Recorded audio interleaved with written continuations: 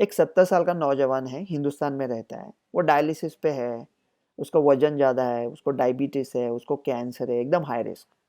उसको थोड़ी खांसी हो जाती है और वो तय कर लेता है कि घर के बाहर नहीं निकलूँगा, ऑक्सीजन लेवल चेक करता रहूँगा और अगर सांस लेने में दिक्कत है तो अस्पताल पहुँच जाऊँगा। प्रोटोकॉल के मुताबिक वो टेस्ट कर लेता है और वो कोविड पॉजिटिव आता है। भारत का टास्क फोर्स या कोई भी कमिटी, कोई भी मेंबर मुझे अभी बताए कि इस पेशेंट को, जो अस्पताल जाने के लिए सबसे ज़्यादा हाई रिस्क है, उसकी अस्पताल जाने की संभावना कम करने के लिए आप उसको कौन सी दवा किस मात्रा में दोगे। और अगर इस सवाल का जवाब आपके पास नहीं है तो आपके मौजूदगी की वजह बताएं। ये जो पूरा स्ट्रक्चर है, ये जो रचना प्लान है, उसकी नींव है कि हाई रिस्क पेशेंट को ढूंढे और टेस्ट उसका जल्दी आए आपके हाथ में। तो बुनियादी खोखली है ना, क्या करोगे वो टेस्ट पॉजिटिव रिजल्ट लेके। अभी वो आदमी को लक्षण नहीं है तो लक्षण ठीक नहीं कर सकते, बुखार नहीं है तो डोलो नहीं दे सकते, उसको ऑक्सीजन लेवल ठीक है तो स्टीरॉयड का कोई रोल नहीं है, ब्यूटासोनाइड का वैसे भी कोई रोल नहीं है। तो आप उसको कहोगे आप घर से बाहर मत निकलो, आप ऑक्सीजन लेवल मेजर करते रहो और अगर आपको सांस लेने में दिक्कत है तो अस्पताल पहुंच जाओ। वो पेशेंट कहेगा वो तो मैं पहले ही करने वाला था, फिर मेरा टेस्ट क्यों किया। आप कहोगे नहीं नहीं, आपका जो टेस्ट किया उससे समाज को दो बड़े फायदे हैं। पहला फायदा ये है कि अभी आप फोन उठा के लोगों को बोल सकते हो कि मैं कोविड पॉजिटिव हूँ कंफर्म, पिछले 48 घंटों में हम एक दूसरे के साथ थे, तो आप जो करना है अभी कर लो। और दोस्त उसको बोलेंगे थैंक यू, शुक्रिया बोल देने के लिए। अगर आपने इस पे भरोसा किया तो आप किस पे भी भरोसा कर सकते हो। वैसे केसेस एकदम कम आने वाले हैं। केसेस कम है तो इसका कुछ फर्क नहीं पड़ता, केसेस ज़्यादा है तो एक दिन में टूट जाएगा ये सब। अरे क्या, जनवरी 2022 में, एक साल पहले पूरा भारत खांस रहा था। कौन किसके संपर्क में, पूरा भारत एक दूसरे के संपर्क में था, कौन किसको बोलेगा। और संपर्क में है इसलिए काम पे जाना कम कर दिया तो 2-3 दिन में पूरी इकोनॉमी और पूरा देश डिब्बे में चला जाएगा। दूसरी वजह है टेस्ट करने की कि वो पॉजिटिव टेस्ट रिजल्ट का जेनेटिक एनालिसिस कर सकते हैं। आपने कहा अरे एनालिसिस किया BQ1 आया है, बोले हाँ BQ1 आया, ठीक है अच्छा, वो बोल दिया। आपने कहा नहीं नहीं BQ1 नहीं है, BQ1.1 है, बोले हाँ ठीक है BQ1.1 है, कुछ फर्क नहीं पड़ता। वाले बोले वो भी नहीं है, XBB है, बोले ठीक है XBB है, फर्क नहीं पड़ता। आप बोले नहीं नहीं BA5.2.1.7 है, हम बोले फर्क ही नहीं पड़ता। चाचू अगर आपको फर्क नहीं पड़ता, ये चार में से कोई भी है, तो आप पता क्यों कर रहे हो क्या है। इतनी उपरोक्त से बात होनी नहीं चाहिए। म्यूटेशन एनालिसिस का थोड़ा फायदा हो सके, वो बाद में देखेंगे, वो थोड़ा कॉम्प्लेक्स है। तो इसका मतलब क्या मैं ये कह रहा हूं कि टेस्टिंग ना करे, क्या मैं टेस्टिंग के खिलाफ हूं? हरगिज नहीं। मेरा एक अलग आइडिया है, लेस इज मोर। अगर टेस्टिंग कम किए तो ज्यादा हो जाएंगे और ज्यादा किए तो कम हो जाएंगे। अभी इस पेशेंट का, डॉक्टर रवि के प्लान के मुताबिक इस पेशेंट का टेस्ट होना चाहिए, जल्दी से जल्दी होना चाहिए। उसका टेस्ट मिनटों में होना चाहिए, उसका निकाल मिनटों में आना चाहिए और उसका इलाज घंटों में होना चाहिए।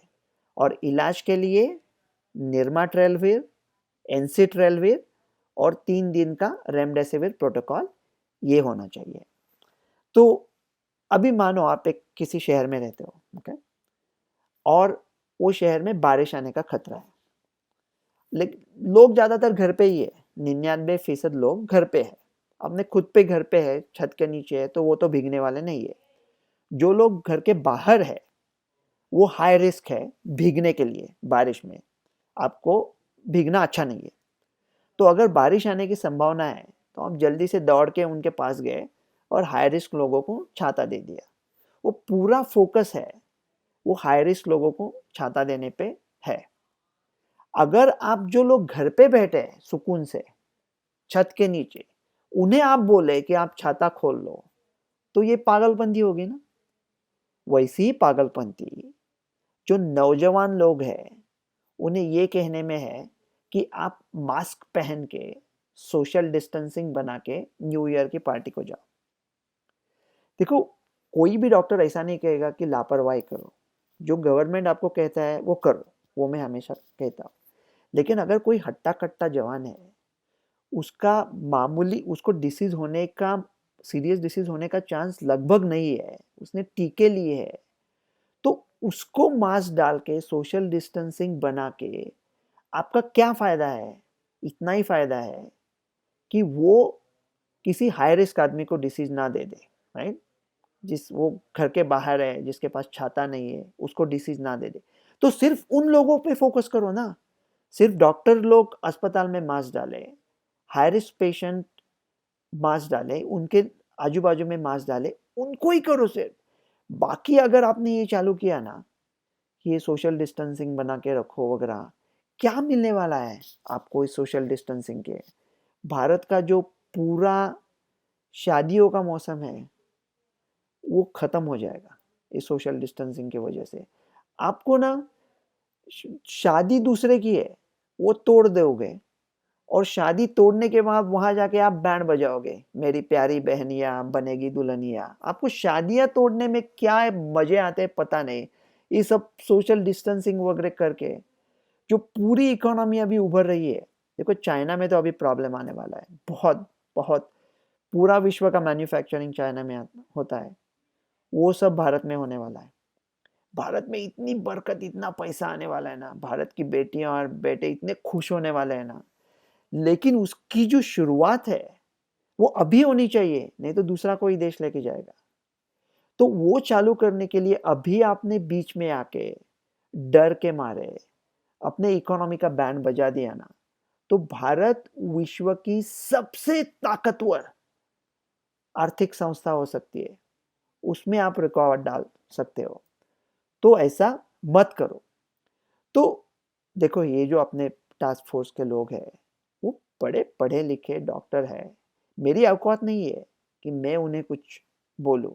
वो मुझसे ज़्यादा जानते हैं, भारत में रहते हैं, सेवा करते हैं, पेशेंट देखते हैं। वो बड़े और दिल के अच्छे हैं, वो सब अच्छे लोग हैं। तो मैं उनका ऐसा तन से बोलता हूँ, अपना स्टाइल ही है। लेकिन ये अच्छी बात नहीं है। मैं क्षमा चाहता हूँ उनसे। लेकिन भारत की जनता की वजह से ओर से मैं उन्हें कहता हूँ कि हम लोग इसको नोवेल पैंडेमिक बोलते थे ना, नया पैंडेमिक, नई महामारी। अभी 3 साल हो गए यार। सो ये नई पैंडेमिक नहीं है, ये अभी पुरानी पैंडेमिक है। इसके लिए नए पैतरे निकालो। तो नए पैतरे क्या है? अभी नम्रता से ये बात कैसे कहूँ पता नहीं। पैतरे है जो अभी मैंने बोले। ये वीडियो देखने को 2 मिनट लगेंगे, उस पे अमल करने को 5 मिनट लगेंगे। और ऐसा ही नहीं कि बाबा कि मैं कह रहा हूँ, अब तक पिछले 2.5 साल जो मैंने कहा है, जैसा कहा है, कोई भी वीडियो निकाल के देखो। एक गलती हुई थी वो बाद में देखेंगे, लेकिन कोई भी वीडियो निकाल के देखो क्या कब कहा था। ऐसा करो तो मज़ा आ जाएगा। ये भारत की जनता की ओर से मैं आपको कह रहा हूँ। और जो काम करना है ना, वो फुर्ती से करो। आह को एक चाहिए उम्र असर होने तक, कौन जीता है तेरे जुल्फ के सर होने तक। दाम हर मौज में है, हल्काए सदका में नहंग। देखिए क्या गुजरे है कतरे पर, गुहर होने तक। आशिकी सब्र तलब और तमन्ना बेताब, दिल का क्या जिगर करूं खूने जिगर होने तक। हमने माना कि तगाफुल न करोगे, लेकिन खाक हो जाएंगे हम तुमको खबर होने तक। गमे हस्ती का असद किससे करे जूझ मर्ग इलाज, शम्म हर रंग में जलती है सहर होने तक। डॉक्टर रवि गोडसे।